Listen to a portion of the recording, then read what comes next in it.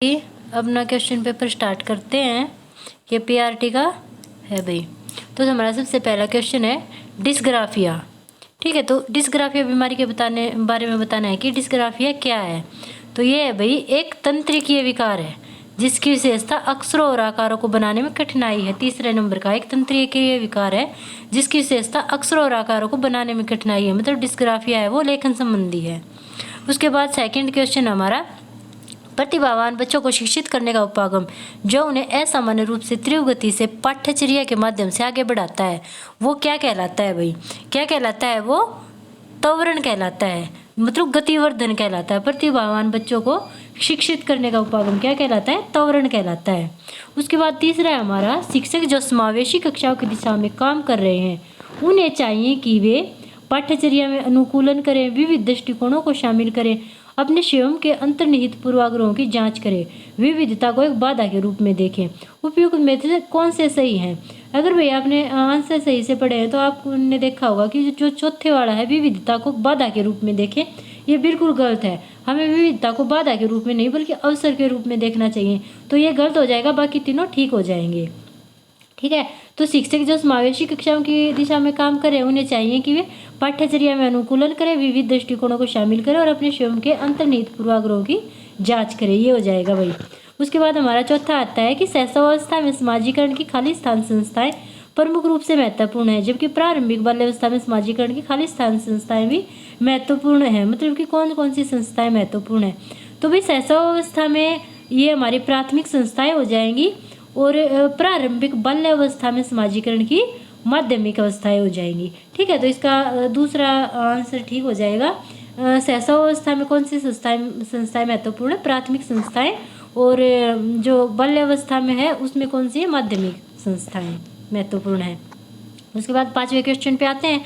लेव वाइगोत्स्की के अनुसार लेव वाइगोत्स्की ने मतलब कि क्या कहा है वो बताया गया है इसमें कि भाषा विकास संज्ञानात्मक विकास को सुगम बनाता है। चौथा आंसर हो जाएगा भाई, भाषा विकास संज्ञानात्मक विकास को सुगम बनाता है। उसके बाद छठा क्वेश्चन है लॉरेंस कोलबर्ग के नैतिक वर्ग के तरह के किस स्तर पर बच्चे आमतौर पर मानते हैं कि लोगों को समाज की अपेक्षाओं पर खरा उतरना चाहिए और अच्छे तरीकों से व्यवहार करना चाहिए? किस स्तर पर मानते हैं भाई? ये पारंपरिक स्तर पर मानते हैं। किस स्तर पर? पारंपरिक स्तर पर। कोलबर्ग के अनुसार, कोलबर्ग ने नैतिक विकास का सिद्धांत दिया है ना, तो उनके अनुसार बच्चे पारंपरिक स्तर पर ऐसा मानते हैं कि समाज की अपेक्षाओं पर खरा उतरना चाहिए और उन्हें अच्छे से व्यवहार करना चाहिए। उसके बाद भाई निम्नलिखित कथनों को पढ़िए और सही विकल्प का चयन कीजिए। इसमें एक अभिकथन दिया है और उसका कारण दिया है। तो शिक्षकों और साथियों जैसे अधिक जानकार अन्य लोगों के साथ बातचीत शिक्षार्थियों को उनकी समझ और कौशल विकसित करने में मदद करने के लिए आवश्यक समर्थन और मार्गदर्शन प्रदान कर सकती है। तो इसका कारण बताना है भाई। फिर सामाजिक संपर्क सीखने और विकास का एक प्रमुख घटक है। ठीक है, ये दोनों सही हैं, दोनों गलत हैं और आर ए की सही से व्याख्या करता है या नहीं करता ये चीज़ें बतानी है। तो ये दोनों भाई सही हो जाएंगे, पर जो आर है वो ए की सही से व्याख्या नहीं करता है। ठीक है तो ये बातें दोनों सही, परंतु जो एक कारण दिया है कि सामाजिक संपर्क सीखने और विकास का एक प्रमुख घटक है, ये इसकी सही से व्याख्या नहीं कर पा रहा है। उसके बाद अभी हमारा आठवां हो जाएगा कि अधिगम के लिए आकलन का मुख्य लक्ष्य क्या है? ये भी आप याद कर लेना। अधिगम का आकलन, अधिगम के लिए आकलन, अधिगम में आकलन। ठीक है, तो ये 3-4 हैं, ये आप याद कर लेना। तो आठवें का आंसर क्या हो जाएगा? आठवें का आंसर हो जाएगा विद्यार्थियों को प्रतिपुष्टि प्रदान करना। अधिगम के लिए आकलन का क्या मतलब है? कि विद्यार्थियों को प्रतिपुष्टि प्रदान करना जिसका उपयोग उनके अधिगम में सुधार के लिए किया जा सकता है। तो तीसरा आंसर करेक्ट हो जाएगा। उसके बाद 9वां क्वेश्चन है किसी आयु में बच्चे शब्दों के खेल में शामिल हो सकते हैं और ऐसे चुटकुलों और पहेलियों को पसंद कर सकते हैं जिनमें शब्दों का खेल शामिल हो। तो किस एज में बच्चे ऐसा कर सकते हैं भाई? किस एज में? 7 वर्ष की एज में। भाई 7 वर्ष से नीचे जैसे कि 3 वर्ष के हो गए, 1 वर्ष के हो गए, ये बच्चे पहेलियों को चुटकुलों को क्या समझ पाएंगे? नहीं समझ पाएंगे। तो कम से कम बच्चा 7 वर्ष का होना चाहिए, तभी वह चुटकुलों को और पहेलियों को समझ पाएगा। तो चौथा आंसर करेक्ट हो जाएगा। फिर 10वां है कि कैरल गिलगिल ने कोलबर्ग के नैतिक विकास के सिद्धांत की आलोचना की है। ठीक है, तो किस आधार पर उन्होंने आज आलोचना की है? किस आधार पर? नारीवादी दृष्टिकोण से। किस आधार पर भाई? नारीवादी दृष्टिकोण से।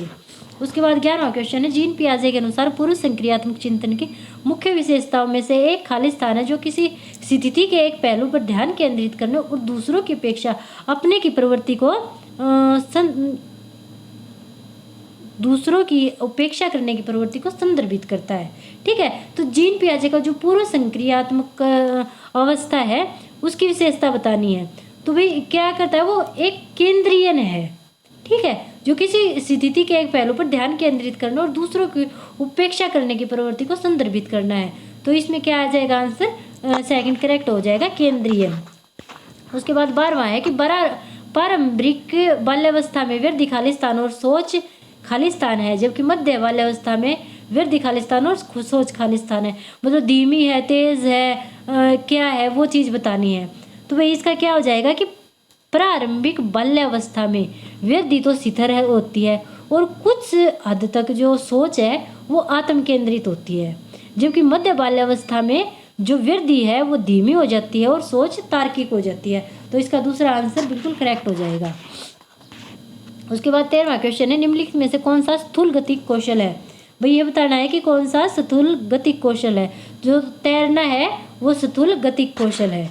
ठीक है, क्योंकि इसमें गति है। फिर 14वां है हमारा कि भौतिक वृद्धि और विकास के और खालिस्तान सिद्धांतों का पालन करते हैं। ठीक है, किन सिद्धांतों का पालन करते हैं, भौतिक वृद्धि और विकास। ये विकास के किन सिद्धांतों का पालन करते हैं वो चीज़ हमें बतानी है। तो भाई ये विकास के शीर्षगामी और समीपस्थ सिद्धांतों का पालन करते हैं। तो दूसरा आंसर करेक्ट हो जाएगा। उसके बाद 15वां है कि हार्वर्ड गार्डनर के अनुसार एक दर्शन शास्त्री के पास खालिस्तान प्रकार की बुद्धि और मूर्तिकार के पास खालिस्तान प्रकार की बुद्धि की मात्रा अधिक होती है। वही पूछ लिया कि दर्शन शास्त्री के पास किस प्रकार की बुद्धि होती है और मूर्तिकार के पास किस प्रकार की बुद्धि होती है। तो एक दर्शन शास्त्री होता है, उसके पास कैसी बुद्धि होती है, भाई अंतवैयक्तिक बुद्धि होती है, और मूर्तिकार के पास दिवास्थान मतलब कि कल्पनात्मक बुद्धि होती है। तो इसका तीसरा आंसर करेक्ट हो जाएगा। ठीक है भाई। उसके बाद 16वें पे आते हैं कि अनुभवात्मक अधिगम किस प्रबल देता है। ठीक है, अनुभवात्मक जो अधिगम है किस प्रबल देता है, ये आलोचनात्मक प्रतिबिंबन के महत्व पर, आलोचनात्मक जो प्रतिबिंबन है उसके महत्व पर बल देता है, वे अनुभवात्मक अधिगम।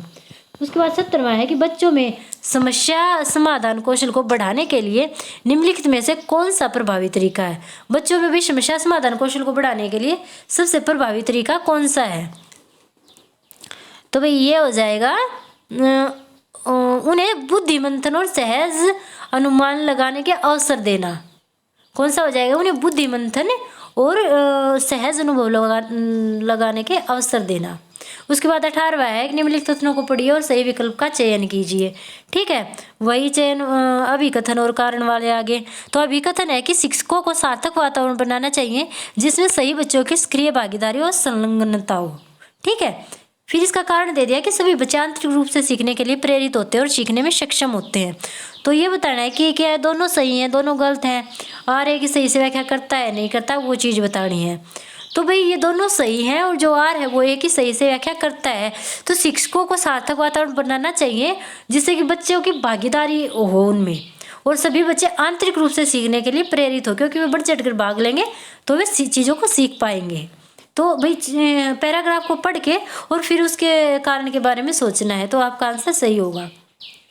19वां निम्नलिखित में से कौन सी प्रक्रिया अधिगम के दौरान योगदान नहीं देती है। तो ये नेगेटिव फॉर्म के आगे कि कौन सा योगदान नहीं देती है। तो जो गैर प्रासंगिकरण है वो अधिगम में योगदान नहीं देता है। उसके बाद 20वां है कि निम्नलिखित में से कौन सा एक ऐसे प्रश्न का उदाहरण है जिसमें विद्यार्थियों को अपनी सोच पर विचार करने की आवश्यकता होती है। तो कौन सा उदाहरण है भैया, कक्षा की शुरुआत से क्रियाओं के उपयोग के बारे में आपकी समझ कैसे बदली है। ठीक है, ये वाला प्रश्न। उसके बाद हमारा 21वां है कि निम्नलिखित में से कौन सा विफलता के आंतरिक आरोपण का एक उदाहरण है। विफलता के आंतरिक आरोपण का उदाहरण कौन सा है कि मैं परीक्षा में फेल हो गया क्योंकि मैंने पर्याप्त पढ़ाई नहीं की थी। तो दूसरा इसका करेक्ट हो जाएगा। क्यों, क्योंकि इसमें आंतरिक आरोपण किया गया है, खुद के ऊपर ही आरोप लगाया गया है, किसी दूसरे पे नहीं। 22वां निम्नलिखित कथनों को पढ़िए और सही विकल्प का चयन कीजिए। फिर से वही अभिकथन वाला आ गया। बहुत कम उम्र में दुनिया भर में अधिकांश संस्कृतियों में लड़कियां गुड़ियों को खिलौनों के रूप में चुनती हैं, जबकि लड़के कारों के साथ खेलना पसंद करते हैं। इसका कारण क्या है कि बच्चे किसी विशेष संस्कृति की अपेक्षाओं के आधार पर लड़के या लड़की के लिए उपयुक्त माना जाता है, इसके बारे में जानकारी व्यवस्थित करते हैं और उसके अनुसार व्यवहार करते हैं। तो यही बताना है क्या दोनों सही है, दोनों गलत है, आर एक ही सही से व्याख्या करता है, नहीं करता है। तो इसका आंसर हो जाएगा कि ये दोनों सही हैं और जो आर है वो एक ही सही से व्याख्या करता है। क्यों? क्योंकि भी लड़कियां गुड़ियों से खेलती हैं, लड़के कारों से खेलते हैं। क्यों खेलते हैं? क्योंकि उनके अंदर जो हमारी संस्कृति है उन्होंने ये बात बैठा दी है कि भाई लड़कियां तो गुड़ियों से ही खेलती हैं और लड़के कार वगैरह से ही खेलते हैं। ठीक है, तो ये दोनों सही हैं और आर एक ही सही से व्याख्या करता है। फिर हमारा 23वां है कि लेव वाइगोत्स्की के अनुसार खालिस्तान बच्चों के संकलनात्मक योग्यताओं के विकास में महत्वपूर्ण भूमिका निभाता है। क्या निभाता है भाई महत्वपूर्ण भूमिका? सहकर्मियों का सहयोग, जो हमारा आपसी सहयोग है वो बच्चों की संकल्पनाओं की योग्यताओं में विशेष भूमिका निभाता है। फिर लेविगोत्स्की का एक और क्वेश्चन आया कि लेविगोत्स्की के सिद्धांत के अनुसार आंतरिक वाक क्या है भाई? लेविगोत्स्की के अनुसार आंतरिक वाक क्या है? बच्चों के लिए अपनी सोच को नियंत्रित करने का एक तरीका है। क्या है? बच्चों के लिए अपनी सोच को नियंत्रित करने का तरीका है। तो चौथा आंसर करेक्ट हो जाएगा। फिर 25वां है कि 4 वर्ष की अपर्णा कहती है कि एक बटन जिंदा है क्योंकि उसकी शर्ट को एक साथ बांधने में मदद करता है। जीन पियाजे के अनुसार उसकी सोच की विशेषता क्या है? क्या है भाई उसकी सोच की विशेषता? वो जीववादी चिंतन कर रही है, क्योंकि उसने बटन में जीवन ले लिया ना, तो वो जीववादी चिंतन कर रही है। तो भाई 25वें का दूसरा करेक्ट हो जाएगा। 26वां है निम्नलिखित में से संवलीनता वाले विद्यार्थियों की विशिष्ट विशेषता कौन सी होती है? संवलीनता वाले विद्यार्थियों की विशेषता बतानी है तो बार बार दोहराओ और आवर्ती व्यवहार करते हैं, किसी भी चीज़ को वो बार बार दोहराते हैं। तो तीसरा आंसर करेक्ट हो जाएगा। 27वां फिर वही अभिकथन वाला आ गया कि निम्नलिखित कथनों को पढ़िए तथा सही विकल्प का चयन कीजिए। अभिकथन दे दिया कि शिक्षार्थियों के बीच समालोचनात्मक चिंतन को सुगम बनाने के लिए शिक्षकों को उन्हें विविध परिस्थितियों और विभिन्न दृष्टिकोणों से अवगत कराना चाहिए। और इसका कारण दे दिया कि जब विद्यार्थी विविध मतभेदों के बीच बातचीत में संलग्न होते हैं तो वे समालोचनात्मक और रचनात्मक रूप से सोचने की अपनी क्षमताओं को सीखते और समृद्ध करते हैं। तो इनमें से कौन सा सही है और क्या दोनों गलत हैं? दोनों सही हैं। आर एक सही से व्याख्या करता है या नहीं करता है, ये चीज़ बतानी है। तो ये दोनों भाई सही हैं और आर एक ही सही से व्याख्या करता है, तो सेकंड ऑप्शन करेक्ट हो जाएगा।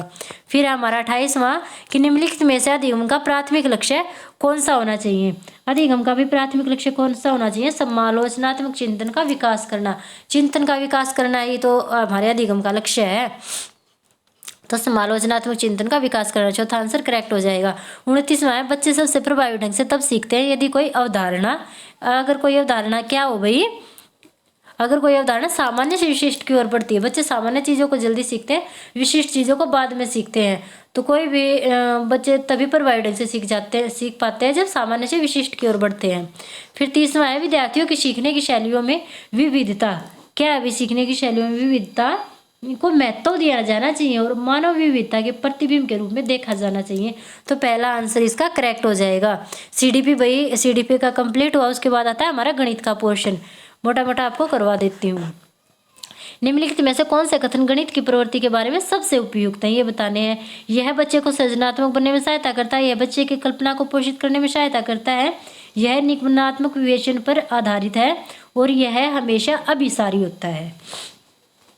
तो भाई क्या है? गणित कभी भी अभिसारी नहीं होता है, ये अपसारी होता है। तो ये वाला डी गलत हो जाएगा, ए बी सी तीनों ठीक है। उसके बाद 32वां आता है हमारा कि बच्चों में गणितीय रुचि को विकसित करने के लिए अध्यापिका निम्नलिखित गतिविधियां अपनी कक्षा में करवाते हैं। इनमें से वह चुनिए जो अपने उद्देश्यों को पूरा करने में प्रभावी नहीं है। नेगेटिव फॉर्म का नहीं आ गया तो हमें नेगेटिव चुनना है। वह हमेशा उस विद्यार्थी की प्रशंसा करती है जो कक्षा में स्नातन परीक्षा में सबसे अधिक अंक प्राप्त करता है। वह बच्चों को भारतीय गणित और उनके योगदान के वीडियो दिखाती है। वह कक्षा में गणितीय पहलुओं और जादुई वर्ग हल करने के लिए देती है। और उसके बाद है उन्होंने अपनी कक्षा में गणितीय कोना बनाया है जहाँ पर विद्यार्थी विभिन्न गणितीय गतिविधियां कर सकते हैं। तो भाई जो प्रभावी नहीं है, जिसका प्रभाव नहीं पड़ता, तो वो कौन सा है कि वह हमेशा उस विद्यार्थी की प्रशंसा करते हैं जो कक्षा में अधिक अंक प्राप्त करता है।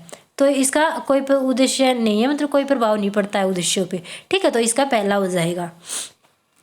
उसके बाद 33वां आता है कि निम्नलिखित कथनों में से कौन सा सही नहीं है। फिर नेगेटिव फॉर्म वाला है, हमें बताना है कि कौन सा सही नहीं है। तो विद्यार्थियों की त्रुटियां उनके सोचने की प्रक्रिया के बारे में चिंतन देती है, सही है। गणित में त्रुटियां अधिगम का हिस्सा होती हैं, ये भी सही है। गणित में त्रुटियां शिक्षकों को उनके पाठ की योजना बनाने में मदद करती है, तो ये भी सही है।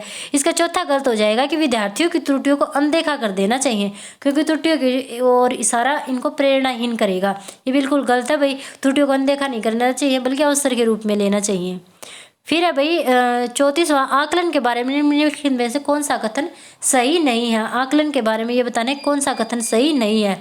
तो मानक संदर्भित आकलन नैदानिक प्रशिक्षण और उपचारात्मक शिक्षण में उपयोगी है, यही भाई सही है ही नहीं, तो पहला ही हो जाएगा आपका।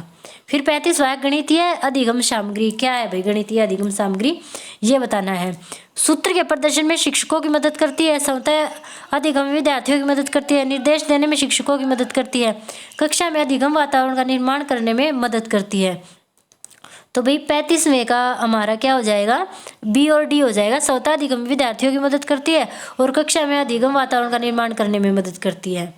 उसके बाद आता है राष्ट्रीय शिक्षा नीति NEP 2020 के अनुसार देश भर में विभिन्न विषयों में ओलंपियाड और प्रतियोगिताएं होंगी, तो ये मजबूत होंगे, हतोत्साहित होंगी, कम होगी, सरल होंगी, क्या होंगी, तो ये मजबूत होंगी।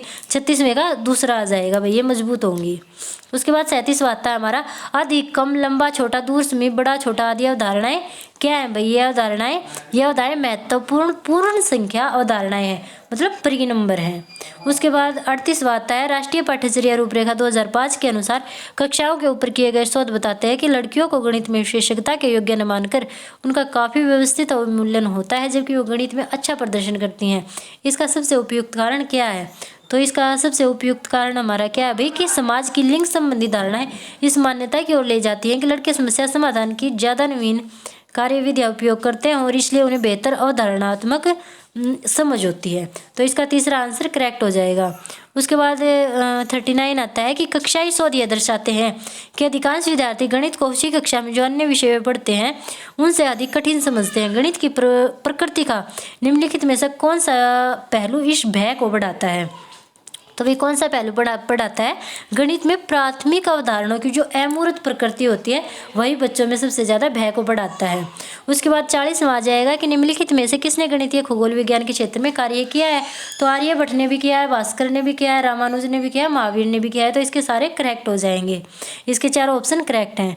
उसके बाद 21वां आता है कि एक सब्जी बेचने वाला पालक 60 रुपये किलोग्राम बेच रहा है। सोनू ने 350 ग्राम पालक लिया, जिसके लिए सब्जी बेचने वाले ने सोनू से 21 रुपये 6 + 6 + 6 + 3 ऐसे करके लिए हैं। सब्जी बेचने वाले द्वारा प्रयोग में लाए गए इस गणितीय कौशल के संबंध में निम्नलिखित में से कौन सा कथन सत्य है, तो हमें ये बताना है कि भाई कौन सा कथन सत्य है। तो भाई इसका कथन हो जाएगा केवल सी वाला कि ऐसे कौशल गणितीय प्रश्नों को हल करने के लिए वैकल्पिक तरीकों को विकसित करने में सहायक होते हैं। उसके बाद हमारा 42वां है कि निम्नलिखित में से कौन सी परिस्थिति यह दर्शाती है कि बच्चे ज्ञान का निर्माण स्वयं कर सकते हैं। कौन सी परिस्थिति यह दर्शाती है कि बच्चे ज्ञान का निर्माण स्वयं कर सकते हैं, तो बच्चों को हस्तकौशल सामग्री जैसे संख्याओं के ग्रिड आयताकार सारणियों में व्यवस्थित गीटियाँ दी गई हैं और वे इनका प्रयोग कर गुणन के पैटर्न खोज रहे हैं। उसके बाद 43वां है कि निम्नलिखित में से कौन सा प्राथमिक विद्यालय के शिक्षार्थियों को भिन्न 2/3 और 4/6 के बीच तुल्यता की कल्पना करने में मदद करने का सबसे उपयुक्त तरीका है, तो भाई कौन सा तरीका है सबसे उपयुक्त, भिन्न डिस्क का उपयोग करना। उसके बाद 44वां, एक शिक्षिका गणित कक्षा में रोल प्ले विधि का उपयोग करती है, इसका क्या उद्देश्य है। इसका क्या उद्देश्य है, विचारों का बहिर्वेशन, वो अपने विचारों का बहिर्वेशन कर रही है, बच्चों तक पहुंचा रही है, किसके द्वारा, रोल प्ले के द्वारा। फिर 45वां आता है संख्याबोध विकसित करने में उपकरणा एक महत्वपूर्ण भूमिका निभाती है। निम्नलिखित में से कौन सा उदाहरण जो विद्यार्थियों में उपकरणा के कौशल का प्रदर्शन करता है, तो इसका हो जाएगा भाई सेकंड। विद्यार्थी एक पासा उछालता है और बिना बिंदुओं को गिने यह बताने में सक्षम है कि ये 4 हैं, ठीक है, तो ये क्या हो जाएगी, ये उपकल्पना हो जाएगी, उपकरणा हो जाएगी। उसके बाद 36वां आता है कि ये भाई वो वाले आगे जो आपको निकालने हैं इनके मैं आंसर बता देती हूँ। 46वें का आंसर हो जाएगा तीसरा, 47वें का आंसर हो जाएगा चौथा, 48 का हो जाएगा चौथा, 49 का सेकंड, फिर 50 का पहला हो जाएगा, 51 का दूसरा, 52 का तीसरा, 53 का पहला हो जाएगा, 54 का तीसरा हो जाएगा, 55 का तीसरा हो जाएगा, 56 का पहला हो जाएगा, 57 का तीसरा हो जाएगा, 58 का पहला हो जाएगा, और 59 का भी चौथा हो जाएगा और 60 का भी चौथा हो जाएगा। तो यह सम है, आप एक बार निकाल के देख लेना। उसके बाद आते हैं 61वें पे। एक शिक्षिका ईवीएम शिक्षण के लिए, ये ईवीएस का पोर्शन आ गया। एक शिक्षिका ईवीएस शिक्षण के लिए अपने विद्यार्थियों के साथ तुल्यकालिक संप्रेषण का चयन करना चाहती है। वह निम्नलिखित में से किसे चुनेगी? ये बताना है कि वो भाई निम्नलिखित में से किसको चुनेगी। तो भाई वो वीडियो कॉन्फ्रेंसिंग को, ऑनलाइन चैट को, फ़ोन कॉल को, इन सबको चुनेगी। एक शिक्षिका ईवीएस शिक्षण के लिए अपने विद्यार्थियों के साथ सिंक्रोनस संप्रेषण का चयन करना चाहती है। वो निम्नलिखित में से किसको चुनेगी भाई? वो वीडियो कॉन्फ्रेंसिंग को, ऑनलाइन चैट को, फ़ोन कॉल को चुनेगी। फिर 62वां आता है, यदि थीम यात्रा रेलवे स्टेशन ईवीएस में एक सामुदायिक संसाधन के उपयोग को दर्शाता है तो निम्नलिखित में से कौन पूरा करेगा? थीम भोजन। तो भोजन क्या है? कृषि फार्म है। क्या है भाई? भोजन कृषि फार्म है। उसके बाद है ईवीएस शिक्षण के दौरान एक शिक्षक का बयान प्रश्न जो विद्यार्थियों को स्वयं या अपने साथियों की प्रतिक्रियाओं से उत्तर को विस्तृत करने के लिए प्रोत्साहित करता है। वो क्या है भाई? खोजपूर्ण प्रश्न करना। ठीक है। उसके बाद 34वां है, अनीता परिवार थीम को पढ़ाने के लिए इकाई योजना तैयार करती है। निम्नलिखित में से कौन सा उसकी इकाई योजना का शीर्षक होगा? तो कौन सा होगा? परिवार संबंध, लिंग, भूमिका, व्यवसाय बदलते समय में सामाजिक सांस्कृतिक इकाई के रूप में। तो चौथा हो जाएगा। फिर 35वां, श्रीमती शीतल ईवीएस की विभिन्न अवधारणाओं को समझाने के लिए प्राथमिक कक्षाओं में कहानियों और कविताओं का उपयोग करना पसंद करती है। उनके द्वारा कहानियों और कविताओं के प्रयोग का सबसे उपयुक्त तर्क क्या है? ये बताना है सबसे उपयुक्त तर्क क्या है कि विद्यार्थियों को भाषा और संस्कृति में विविधता के बारे में जागरूक करना, उनको भाषा और संस्कृति की नॉलेज देना। ठीक है। इसमें सही विकल्प चुनना है भाई। ठीक है। तो इसका विद्यार्थियों को अपनी कविता और कहानियों को लिखने के लिए भी प्रोत्साहन मिलेगा। पाठों को अधिक संवादात्मक, सुखद और दिलचस्प भी बनाया जाएगा। जो पहला है वो गलत हो जाएगा कि ईवीएस के पाठ्यक्रम को पूरा करना, साथ ही साथ विद्यार्थियों को स्कूल में आने से पहले इनको सुना होना, ये बात गलत है भाई। बाकी के 3 ठीक हो जाएंगे। उसके बाद 66वां है, निम्नलिखित में से कौन सा विकल्प कक्षा 1 से 5 तक ईवीएस पढ़ाने का एक मुख्य उद्देश्य है? तो क्या है? शिक्षार्थियों को कक्षा के अधिगम को स्कूल के बाहर के जीवन से जोड़ने में मदद करना। क्या है? शिक्षार्थियों को कक्षा के अधिगम को स्कूल के बाहर के जीवन से जोड़ने में मदद करना। उसके बाद 67 का हो जाएगा कि एक ईवीएस शिक्षक कक्षा में एक प्रयोग प्रदर्शित करता है जिसमें एक अंडा पानी के गिलास में डूब जाता है लेकिन पानी में नमक मिलाने पर तैरता है। विद्यार्थियों को पूछताछ के लिए वह निम्नलिखित में से कौन सी सबसे उपयुक्त व्याख्या दे सकता है? ये बताना है कौन सी सबसे उपयुक्त व्याख्या दे सकता है। तो वो दे सकता है कि अलग अलग मात्रा में नमक के साथ प्रयोग करें और उसका अवलोकन करें। ठीक है। उसका अवलोकन खुद करने के लिए अध्यापक बच्चों को बोल सकता है। उसके बाद क्या है कि निम्नलिखित कथनों को पढ़िए था सही विकल्प का चयन कीजिए। वही आ गया भाई अभिकथन वाला। ईवीएस के सीखने को अवलोकन, पहचान, वर्गीकरण आदि से संबंधित प्रक्रिया कौशल के लिए उन्मुख होने की आवश्यकता है। इसका कारण क्या है? विभिन्न प्रक्रिया कौशल प्राप्त करने के माध्यम से ईवीएस के सीखने के परिणाम को हासिल करने की संभावना होती है। तो ये बताना है क्या दोनों सही है, दोनों गलत है? आर सही की एक ही सही से व्याख्या करता है तो नहीं करता है, तो ये दोनों सही हैं भाई। और जो आर है वो एक ही सही से व्याख्या करता है। 69 हो जाएगा। एक ईवीएस शिक्षक को योगात्मक मूल्यांकन के लिए प्रश्न पत्र तैयार करते समय किस पर जोर देना चाहिए? ठीक है। तो भाई किस पे जोर देना चाहिए? प्रश्न पत्र की सामग्री, कवरेज और उद्देश्य पे। किस पे देना चाहिए? प्रश्न पत्र की सामग्री पर, कवरेज पर और उसके उद्देश्यों पर। फिर 17वां हो जाएगा। कक्षा 3 के विद्यार्थी के ईवीएस में निम्नलिखित में से कौन से सीखने का परिणाम नहीं है? कौन सा सीखने का परिणाम नहीं है? तो देखे गए अनुभव, किए गए मुद्दों पर आवाज़ उठाना और समाज की प्रथाओं से संबंधित करना, जैसे संसाधनों के स्वामित्व में भेदभाव। तो ये इसका परिणाम नहीं है, नेगेटिव फॉर्म में लेना है। उसके बाद वही 71वां हो जाएगा। आपको कक्षा 3 से 5 तक के अपने विद्यार्थियों के लिए ईवीएस पाठ्य पुस्तकों का चयन करना है। इस उद्देश्य के लिए निम्नलिखित में से कौन सा मानदंड सबसे उपयुक्त है? ये बताना भी कौन सा मानदंड सबसे उपयुक्त है। तो चौथा हो जाएगा। पाठ्य पुस्तक बाल उन्मुख होनी चाहिए तथा लिंग, जाति, वर्ग और धर्म के आधार पर किसी भी रूढ़िवादिता या अपमानजनक व्यवहार से रहित होनी चाहिए। उसके बाद फिर से वही अभिकथन वाला हो गया। सही गलत का चयन करना है। अभिकथन क्या है कि प्राथमिक स्तर पर ईवीएस में विषयों के बजाय थीम है। विषयों के बजाय थीम है ईवीएस में। फिर विषय की तुलना में थीम आधारित ईवीएस सीखना शिक्षकों और विद्यार्थियों के लिए आसान है। तो ये बताना है क्या दोनों सही है और आर ए की सही से व्याख्या करता है या नहीं करता है। तो भाई हैं तो दोनों सही, परंतु आर ए की सही से व्याख्या नहीं करता है। उसके बाद आती है 73वां, आप ईवीएस के विद्यार्थियों के लिए व्यवहारिक गतिविधियों को प्रोत्साहित करना चाहते हैं, निम्नलिखित में से कौन सी प्रक्रिया सबसे उपयुक्त है। तो तीसरा हो जाएगा उपलब्ध सामग्री से ईवीएस किट विकसित करना, जो उपलब्ध सामग्री है उसी से ईवीएस किट बना देना। फिर है ईवीएस के लिए रचनात्मक आंकलन खालिस्तान है। रचनात्मक आंकलन क्या है भाई, रचनात्मक आंकलन क्या है, सीखने के लिए आंकलन है, ठीक है, और अधिगम के रूप में आंकलन है। सीखने के लिए आंकलन है और अधिगम के रूप में आंकलन है। उसके बाद आ जाता है भाई 75वां कि निम्नलिखित कथनों को पढ़िए तथा सही विकल्प का चयन कीजिए। इसमें अभिकथन दे दिया कि ईवीएस में क्षेत्र भ्रमण प्रभावी शिक्षण शास्त्रीय रणनीति है, और इसका कारण दे दिया कि क्षेत्र भ्रमण वस्तुओं, घटनाओं और स्थानों की याददाश्त को बढ़ावा देती है।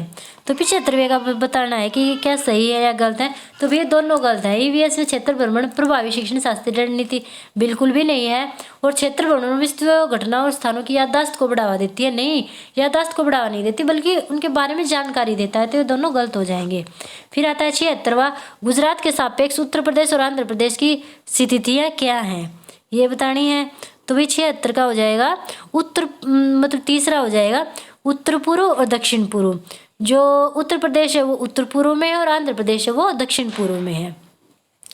फिर आता है 77वां, रामा प्रत्येक शाम को अपने दोस्तों के साथ क्रिकेट खेलता है और क्रिकेट खेलने में कौन सी ऊर्जा का उपयोग करता है। तो कौन सी ऊर्जा का, मांसपेशी ऊर्जा का उपयोग करता है। खेलने में तो मांसपेशियों का यूज होता है। फिर 78वां है कि जब हम ईंधन जलाते हैं तो हमें प्राप्त होते हैं, जब हम ईंधन जलाते हैं तो हमें क्या प्राप्त होते हैं, ऊष्मा और प्रकाश प्राप्त होते हैं। दूसरा करेक्ट हो जाएगा उसका। 79 है, फिर निम्नलिखित में से कौन सी असम में खाए जाने वाले चावलों के सामान्य किस्म है जो पकने के बाद चिपचिपे हो जाते हैं। कौन सी है भाई, बोरा चावल। कहाँ पाए जाते हैं, असम में पाए जाते हैं। फिर 80वां, बिहार राज्य के लोगों के लिए निम्नलिखित में से मधुमक्खी पालन कार्यक्रम आरंभ करने के लिए वर्ष की सर्वश्रेष्ठ अवधि कौन सी है। कौन सी है भाई, अक्टूबर से दिसंबर तक, अक्टूबर से दिसंबर तक। फिर 81 का आ गया, ए और बी का मिलान करना है। जीरा, केसर, मिर्च, लौंग। जीरा कील की तरह दिखता है, केसर दक्षिण अफ्रीका से उत्पादित, मिर्च पीले रंग का, लौंग छोटा परंतु खुशबूदार। इनका मिलान करना है भाई, ठीक है। तो भाई जीरा क्या होता है, छोटा होता है परंतु खुशबूदार होता है, ठीक है। तो जीरे में खुशबू आती है ना। फिर है केसर, केसर क्या होता है भाई, केसर पीले रंग का होता है। फिर मिर्च, मिर्च क्या होता है, ये दक्षिण अमेरिका से आया हुआ है। फिर लौंग, लौंग क्या की तरह दिखता है, लौंग कील की तरह दिखता है ना, आपने देखा होगा। तो इसका सेकंड सही हो जाएगा। उसके बाद 82वां है, बंगाल की खाड़ी का तटवर्ती राज्य केंद्र शासित प्रदेश है। बंगाल की खाड़ी का तटवर्ती राज्य कौन सा है भाई, ओडिशा है। फिर 83वां है, जंगलों के बारे में निम्नलिखित कथनों पर विचार कीजिए। जंगलों के बारे में बताने हैं भाई। जो कुड़कू भाषा में तोरांग का मतलब जंगल होता है, बिल्कुल सही बात है। झारखंड में ग्राम परिषद लॉटरी के माध्यम से तय करती है किस परिवार को कृषि के लिए कितनी भूमि मिलेगी, बिल्कुल गलत है। जंगल अधिकार कानून 2007 उन लोगों को अधिकार दिलाता है जो कम से कम 15 वर्षों से जंगलों में रह रहे हैं, ये भी गलत है। मिजोरम में लगभग 3/4 लोग जंगलों से जुड़े, ये सही है। तो ए और डी सही हो जाए। कुड़कू भाषा में तोरांग का मतलब जंगल होता है, सही है भाई। उसके बाद भाई 84वां है, 84 GML घनत्व और 6 ml आयतन वाली वस्तु का द्रव्यमान क्या होता है, क्या होता है भाई, 144 ग्राम होता है। फिर 85वां है, सांपों के बारे में निम्नलिखित कथनों पर विचार कीजिए तथा निम्नलिखित में से गलत कथन को चिन्हित कीजिए, ठीक है। तो सांप क्या करते हुए अपने शिकार को चबा कर खाते हैं, ये कथन बिल्कुल गलत है, क्योंकि सांप के तो दांत ही नहीं होते, मतलब के दांत होते हैं पर वो चबा कर नहीं खाते हैं। वो दांत मतलब डंक वाले दांत होते हैं, जहर वाले दांत होते हैं सांप के, ठीक है। वो सीधे अपने शिकार को निगलते हैं।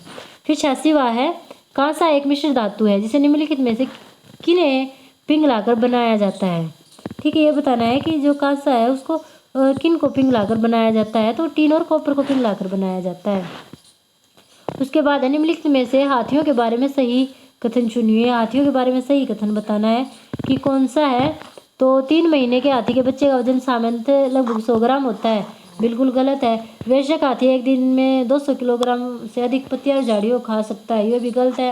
हाथी बहुत अधिक आराम नहीं करते हुए दिन में 2 से 4 घंटे ही सोते हैं, ये सही है। हाथी कीचड़ और पानी से खेलना पसंद करते हैं, ये भी सही है। तो इसका चौथा करेक्ट हो जाएगा। फिर 88वां है कि निम्नलिखित कथनों ए और बी पर विचार कीजिए। कथन ए है मनाली में ढालू छतों वाले मजबूत बांसों के खंभों पर बने ऊंचे उठे हुए लकड़ी के घर बनाए जाते हैं। और कथन बी है मनाली में बारिश बहुत होती है और बर्फ भी पड़ती है। सही विकल्प चुनना है कि सही विकल्प कौन सा है। तो भाई ए बिल्कुल गलत है, क्योंकि मनाली में ढालू छतों वाले बांसों के घर नहीं बनाए जाते हैं, क्योंकि वहाँ पे तो बारिश बहुत ज़्यादा होती है, तो बांस के घर नहीं बनाए जाते हैं वहाँ पे। ठीक है, तो बी सही है। ठीक है, ए गलत है और बी सही है। फिर है अगला, निम्नलिखित कथनों को पढ़िए तथा सही विकल्प का चयन कीजिए। भी कथन है दाब लगाने पर गैस को आसानी से संपीड़ित किया जा सकता है। कारण जब हम किसी गैस पर दबाव लगाते हैं तो गैसीय कणों के बीच अंतराणु स्थान कम हो जाता है और यह आसानी से संपीड़ित हो जाता है। तो ये बताना है इसका। तो ये दोनों सही हैं और जो आ रहा है वो एक ही सही से व्याख्या करता है। फिर 90वां है पौधों के निम्नलिखित मुख्य कार्यों पर विचार कीजिए। पौधों के कार्यों पर विचार करना है कि भोजन का उत्पादन और भंडारण करना, गलत है। पौधों को शक्ति और सहारा देना, ये सही है भाई। फिर पौधों के अन्य भागों को जड़ों से जल और खनिज का स्थानांतरण करना, ये भी सही है। तो इसका ए बिल्कुल करेक्ट हो जाएगा। ठीक है, उसके बाद हमारा आता है लैंग्वेज वाला पोर्शन। लैंग्वेज वाले पोर्शन पे आते हैं भाई।